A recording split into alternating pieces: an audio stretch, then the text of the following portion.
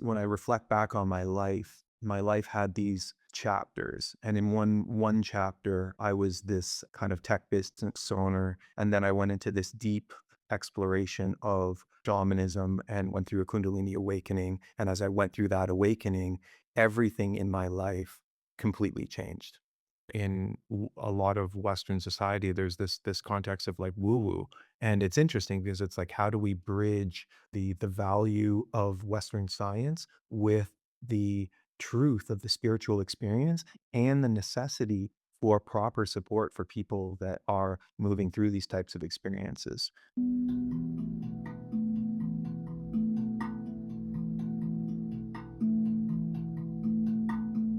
Hello, everyone, and welcome once again to the Empowered Self podcast. So, it is an absolute pleasure and an absolute privilege for me to get to be here with my good brother, Aaron. So, Aaron has been a proponent of men's work for many different years, and he's also big into tech and big into businesses and alchemy and yoga. And there's just so many different amazing topics that we can cover. But me and Aaron actually got to meet when we were at Man Camp last year, and Aaron's just been an incredible mentor and guide for me, and really like this embodiment of conscious masculinity that I've been able to learn from and basically, receive wisdom from and stuff like that. So, thank you, Aaron, so much for being here. And I actually wanted to show off this Man Camp shirt and logo, which Aaron was actually the designer of. So, little cool story there.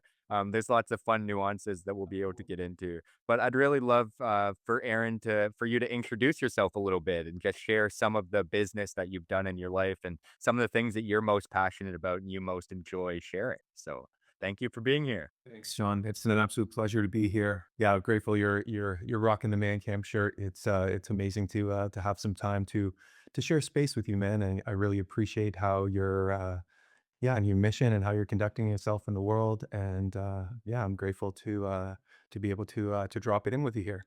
So a little background on myself. It's interesting, John. I'm just dropping in with the energy of this space. When I come into a place of connection with another being, it's this opportunity to really experience each other at a very, deep level. And when I first met you, it's interesting. Before I give my intro, I just want to share a little bit about this story.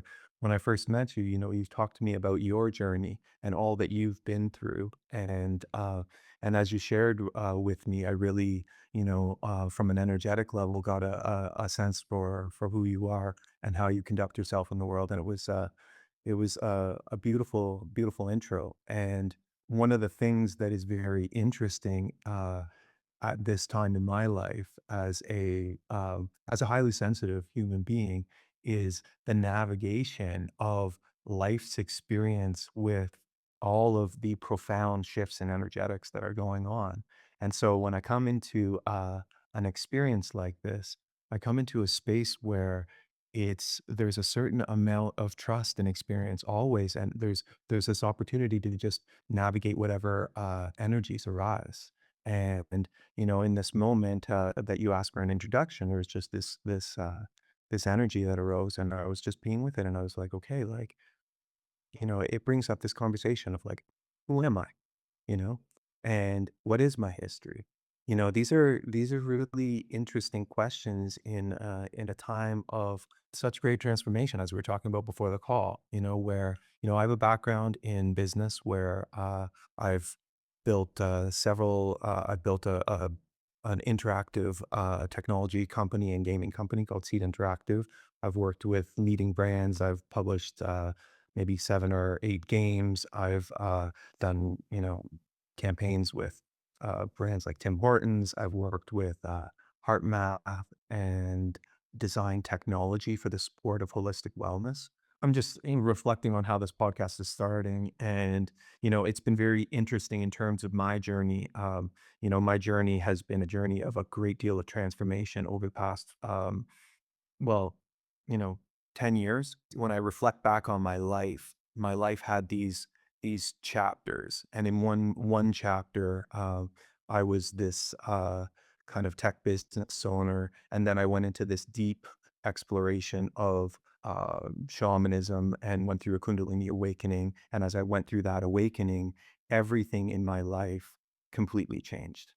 And I found myself in a position where I no longer was the one completely dictating the show. And this is a very interesting thing in terms of um, understanding about the awakening process, because so many people go through awakenings, and the diversity of awakenings that go on for people are so different. And there's many different types of experience. And in my experience, my awakening was a very, very powerful one that that kind of was followed by a deconstruction of all of these kind of egoic attachments that I had to who I was. So if you just look at the beginning of the talk, when you ask me, who are you? And I talk about my history, there's been a phase where there's been a real, like, letting go of that past, you know? And what's fascinating about letting go of the past, which was this, egoic attachment that I had at one point in my life to, you know, being this, like, kinda like tech CEO guy that was very rooted in wanting to, deliver great change to the world, but also there was egoic aspects to it. And, through the awakening process, and specifically through the kundalini process, because I'm going to speak my truth on the very extreme nature of that process and of this process, which is one that introduces this divine intelligence and that is kind of stewarding the path forward. And it's not that there isn't free will in in in many ways. Of course, there's free will to create, but there is also a very clear um, awareness that the initiate or person going through the process is being guided um, to let go. Mm. And that letting go process is interesting because one is still required to show up fully to our lives. And in my experience, I've went through a great deal of challenge navigating the process of seeing, okay, well, how do I show up fully and let go fully at the exact same time? And how do I work with being in these states of awarenesses which are very misunderstood? How do I connect with my family and help them to understand? How do I connect with the people around me in and how do I also navigate the um the physical, the psychological, the kind of just unrelenting power of the experience. And that's something that a lot of the times is just done behind closed doors. So it's done in this, very extreme processing that is, kind of these unrelenting surges of energy that are, as I see, best understood, and best described in a positive light as undoing the, ancestral and karmic kind of blockages or limitations within being. And through the purification of those, the expansion of awareness into new states of awareness that in and of themselves require a great deal of effort to learn to navigate. Example of that is, what people will call empathic. I choose to really kind of define as within the Kundalini process as psychic. And what I mean by psychic is that the fields of energy that are emanated from beings, from situations that go on the planet, from animals, from the earth itself, all of those become accessible in the senses in a way that is very challenging for the body to deal with, because the body through the kundalini process is in a process of purification and expansion and transformation. And there's throughout the process a certain amount of instability that the body goes through as it's calibrating into these new fields of awareness. And as it's also just meeting whatever new changes and frequencies are arising. And, when I got on the call and you asked me, I could feel to talk about, okay, well, what arose for me?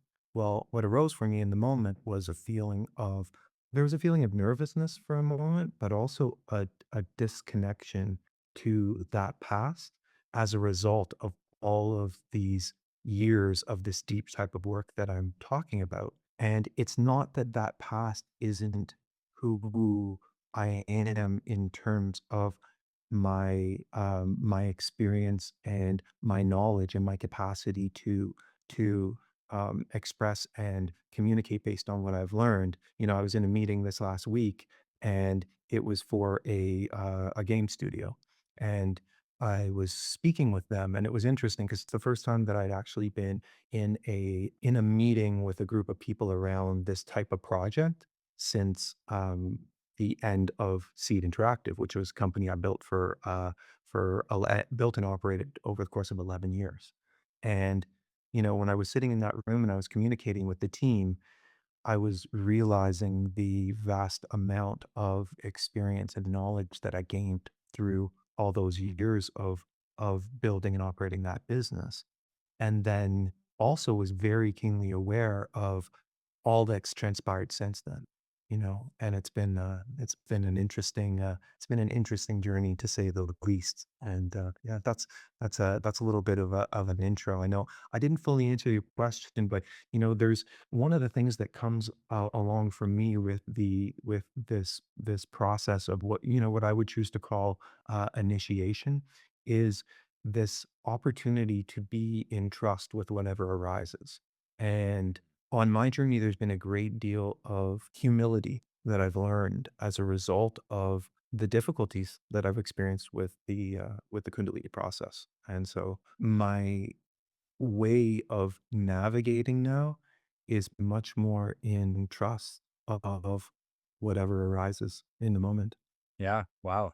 I first of all, I just want to really commend you for trusting your guidance to take you in that different direction as opposed to going down this traditional path of answering in a specific way. But you really did now just listen to your feelings and allow this beautiful experience to come through. Because I think to some level that is more of your authentic self. At least to me, it feels more authentic and it feels better. And like my heart is opening more listening to that answer as opposed to hearing about all these accomplishments or achievements that you've gotten in the past. But really, I get to know who you actually are and who you are in this moment, as opposed to who you are in the past, which no longer exists. And I also just really want to honor you because Kundalini is quite a potent experience. And, really, on some level, there is like stigma around it or like maybe a lack of understanding as to what it actually is. And there's confusion and it's sort of hard to put a definition around. But I think like your path and your story really grounds the actual experience of it into reality and helps people to sort of relate to it on a more human level, a more real level. Because as the awakening of consciousness continues, more and more people are having these experiences, whether they're prepared for it or not. So it's one of these things that, like, the more we can talk about it and bring light and awareness to this process and actually understand what takes place, the easier it will be for people to go through it. And, the more we can support each other in this process. And I've personally found in my own journey, I've done a lot of yoga and alchemy myself. And the more I can listen to my intuition and listen to divine guidance, the more my path unfolds in a way that not only serves me, but serves the collective in a mutually beneficial way. And you talked a little bit about how, we surrender to divine guidance, taking control of our lives. But I think what most people don't always understand is that we're always being controlled to some degree or another by the archetypes that are on play in our unconscious. But the question is are you being directed by egoic archetypes that don't always want what's best for you? Or are you being controlled by like the soul or the higher self archetype that is trying to steer you towards your highest purpose and the awakening of consciousness? So, for people who are scared of surrendering to divine flow, if you understand that you're not doing anything that's foreign to you, you're already being directed, you're just choosing who to be directed by, that can make the process a little bit easier. So, yeah, thank you for, opening up about your experience and everything you've been going through lately and showing us who you are. And I really value your vulnerability and sharing yourself exactly as you are. So, is there anything else that you'd like to say, that based off, what I just reflected back to you or? Yeah, I think that, one of the things that really has come to light for me during my process is that there's quite a lack of misunderstanding within the, um, I could say Western medical system, but just in general, how science approaches the bridge between these spiritual experiences and the medical system. That's something that has been really prevalent in my awareness through looking at things like at different points in my journey, really suffering from serious physical issues as a result of my Kundalini awakening, and going and seeing going and seeing neurologists, going and seeing doctors, and really at certain points where things got so challenging that they were, what I would define as spiritual emergency. To give people context of this, Stan Groff's work is really, I think, the foundation of creating that bridge, and it's called transpersonal psychology that Stan Groff really did, and his work ventured into a lot of the early testing with psychedelics in relationship to healing trauma, and many, many, many things unfolded in that exploration. And that the case studies from that really began to lay a foundation for this understanding that our model of consciousness and what we understand as being the way it is actually not the way it is. Like Stan Groff would have, for example, a patient that would start to speak another language that they didn't know. And then, in one case, one of his coworkers was in the room, and they actually knew the dialect. And it was actually like I think in that case, it was like um, yeah, I'm not sure which language it was, but they actually knew the language, and it was a subset and something that they were able to identify. And when the patient was spoken to about this, they had they had no awareness of where it came from. And this opened up, because he was able to decipher and talk about it, it opened up what was a past life experience. And this really starts to like push the boundaries of what people believe as being real. And we could get into a culture where in a lot of Western society there's this context of like woo woo. And it's interesting because it's like, how do we bridge the value of Western science with the truth of the spiritual experience and the necessity for proper support for people that are moving through these types of experiences.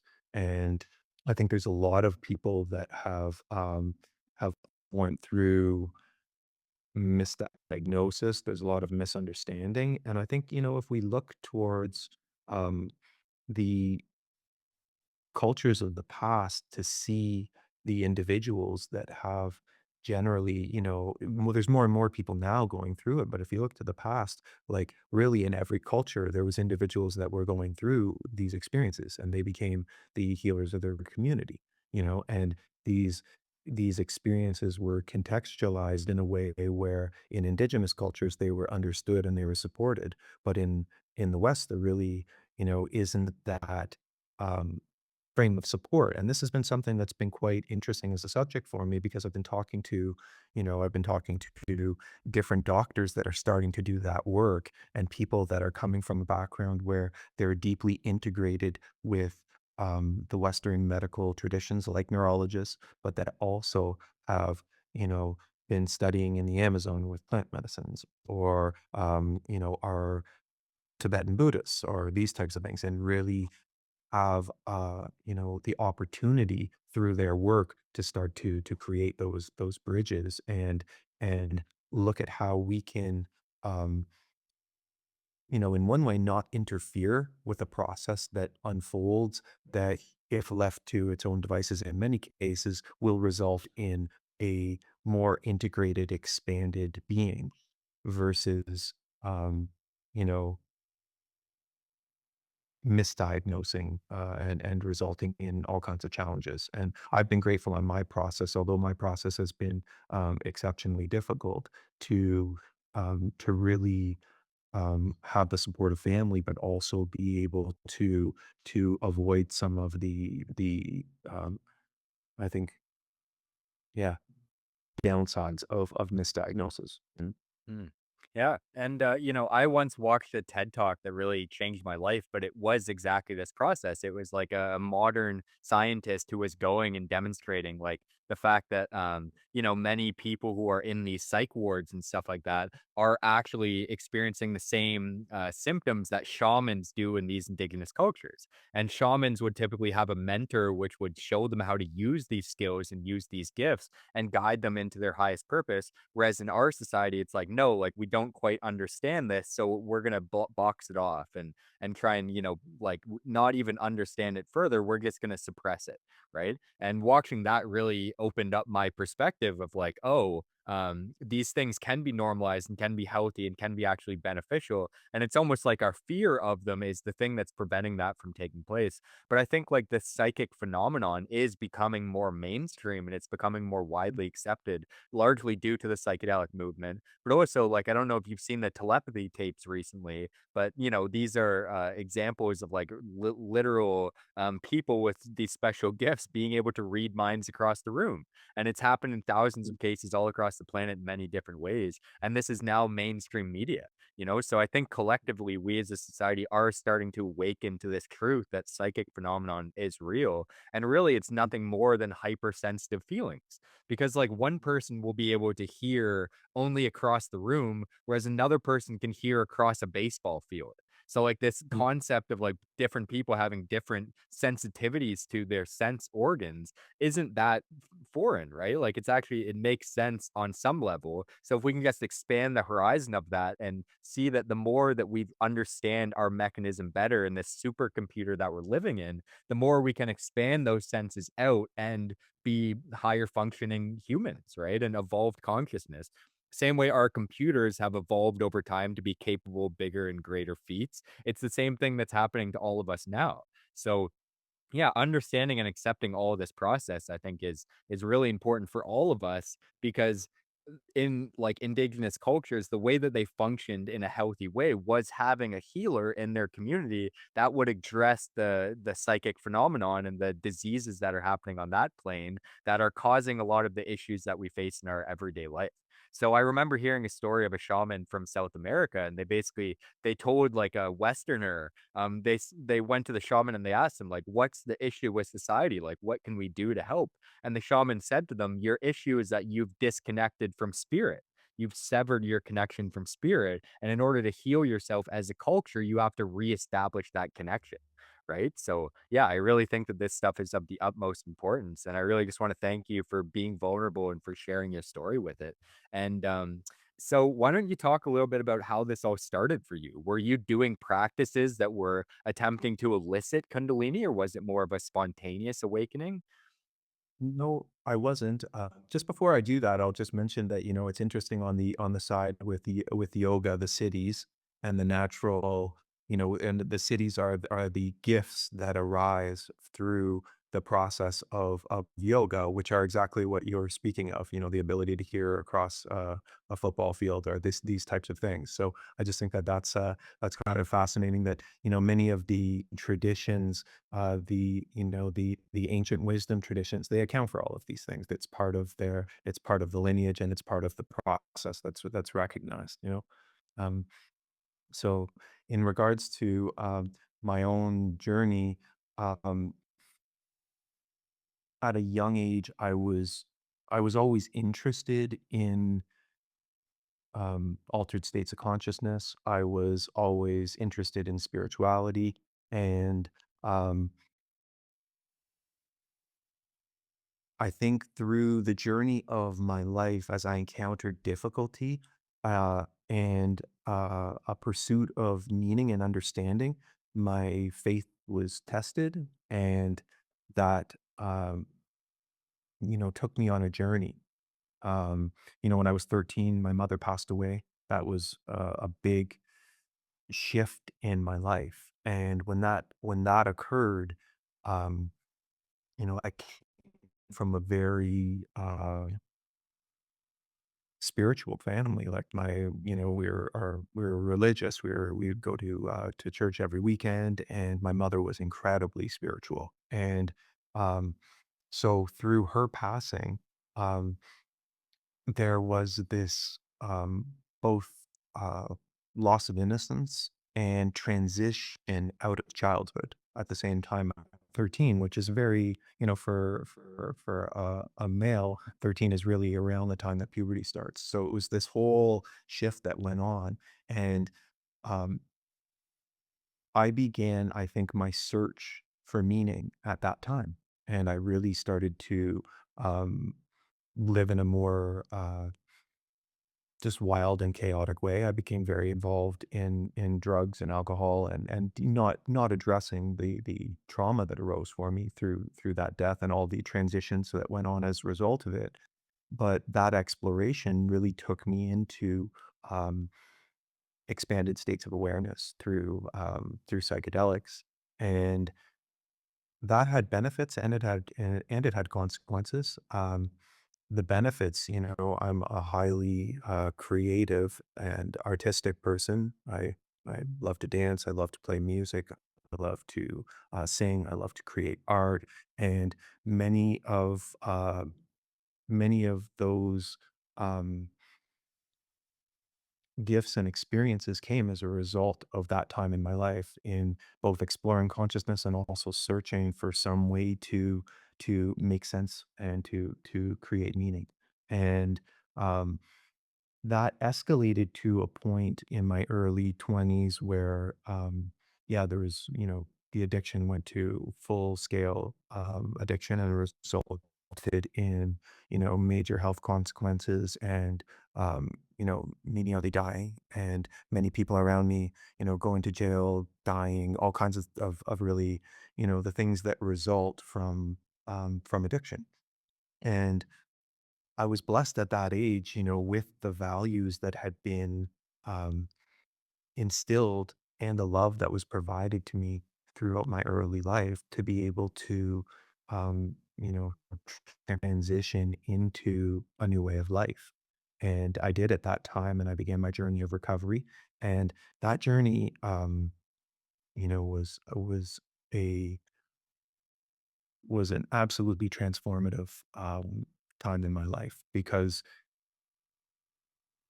I learned basically after, many years of kind of having my head in the clouds or head in the sand, I learned, okay, like I have to like step into my own development, and so there was this phase of expansion of um spirituality in my life, where by virtue of hitting a bottom, there was willingness that was created, and that willingness just opened my heart to be supported. And the individuals that came to support me through the program, the elders, were many of them were trained in the First Nation traditions, and I was introduced to the earth-based traditions at that age, and right away I just felt at home. I was in the sweat lodge. I was introduced to the sacred fire. I was introduced to the pipe, and I was brought into this. Um, Understanding of the sacredness of nature and of life, and that there's the spiritual dimensions, and also with um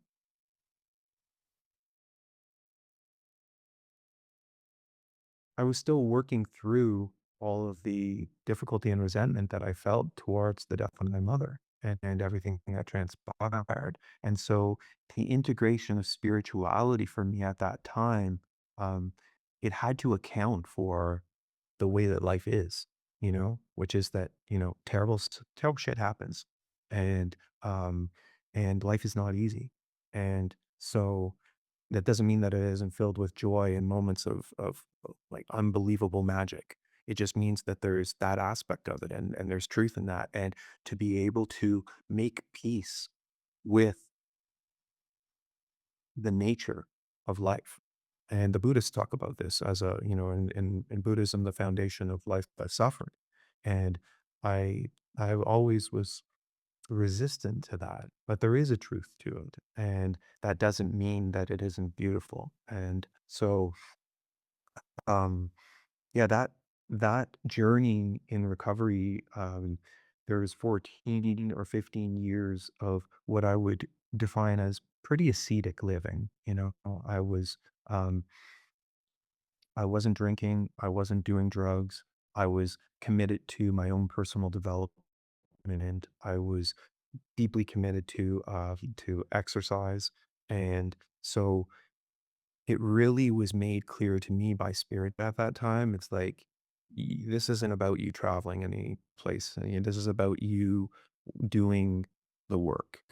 And the work is building yourself up, being of service. So, as I received and my own healing, um, really started to allow me to have a more integrated life, then I began serving others. And that's where the true freedom came from. Then I was like, oh, okay, this missing piece is that I am happiest when I am working with and serving others in need. And that brought me so much joy. And it literally is alchemy, because it took a past that had a lot of destruction and a lot of guilt and shame, and transmuted it into usefulness. And there's something really beautiful there. And, I was driving with my nephew yesterday, and he was asking me a little bit about some of this stuff. And I was reflecting to him how miraculous it is when a group of people have a shared intention around this, because of the nature of how beautifully things rooted in love expand. And, the 12-step recovery, to see an organization that's flourished globally, that serves, many different types of addictions, and has, really, you know, really, it's an example, fully self-supported through its own contributions, that an organization like that could expand around the globe, is a testament to intention. Hmm. Yeah. And I just want to say that I've also had like a very similar story, like my basically grandfather passed away when I was around 10 years old. And that caused like my parents to separate, and my mom almost died. And then my dad fell into this severe depression. And I was alone as this like 10-year-old kid. And I went into the drug path and entered into this extreme, extreme darkness. And I got arrested for cannabis. And it was like this rock bottom moment, and that was my opportunity for change. It was my motivator for change, and it caused this willingness for change that otherwise wasn't there until I could see myself clearly for who I actually was, as opposed to this illusion of who I thought I was. And since then, it has been this incredible unfolding of this journey of not only like, filling myself with wisdom and love, but using that to serve others. And you also talked about alchemy, and I was with some other highly sensitive men last night, and one of them shared this beautiful story where basically this person was a mother, and her son had actually been killed by a gang member who basically, like, in order to enter the gang they had to kill somebody, so her son ended up getting killed. And in like the court case, the woman goes up to the killer and she says to him, she's like, I'm gonna kill you. And like, that's pretty dark and pretty crazy. And eventually what ended up happening was, when that guy was in jail, she started going to visit him, and she started to develop a relationship to him. And it got so extreme that when he ended up leaving jail, she actually supported him further and basically took him into her house. And he ended up like living, in the same quarters as the person that the guy killed. And eventually it got to the point where she adopted him as a son. And so when she said to him that she killed him, she wasn't killing him. She was killing that part of him that was a killer, and alchemizing him and transmuting him. So, yeah, I thought that was just a really beautiful story of how, with the proper intention, with the proper care, we can transmute this darkness and turn it into beautiful things. And I also just wanted to ask you, like, do you think that on some level, a part of your soul chose this difficult journey for the sake of its highest learning and for the sake of good in the long run? Because I think to some degree or another, like in these higher realms that we're in before we drop into this earth, it is more peaceful and more blissful, but we deliberately choose to come here to go into the suffering because there's no other way that we could learn these lessons. And if we want to forge ourselves into these incredible, capable beings, you need to do so in the fires of difficulty. So yeah, do you think that on some level, a part of you like chose this difficulty, knowing that you were capable of overcoming it to be a force for good in the world in the long run? You know, how I'll put it, John, is two things. One is I always like a good story, and the second is that, you know, I was communicating with someone about coaching, and I was saying that truly anybody can be a coach to something that they have worked through and integrated. And, I don't know if you know the gene keys, but it's kind of like the shadow and the gift in the gene keys. What was a shadow aspect is transmuted into a gift. And it's through that transmutation into, it's through the healing that we embody a, um, I believe, an energetic frequency that allows someone that is going through that difficulty to understand in our presence and naturally feel at home and at peace to do that work. And I'll use the example of the mother passing. Like when my mother passed, or if someone goes through a death, when I sit down with them and I speak to them, there's a knowingness that is I'll actually say this, that there's an attraction where those people naturally, I find myself talking with people that go through that, or any of the other things that we go through. And my journey, I mean, I look at it, what do you define as a mistake?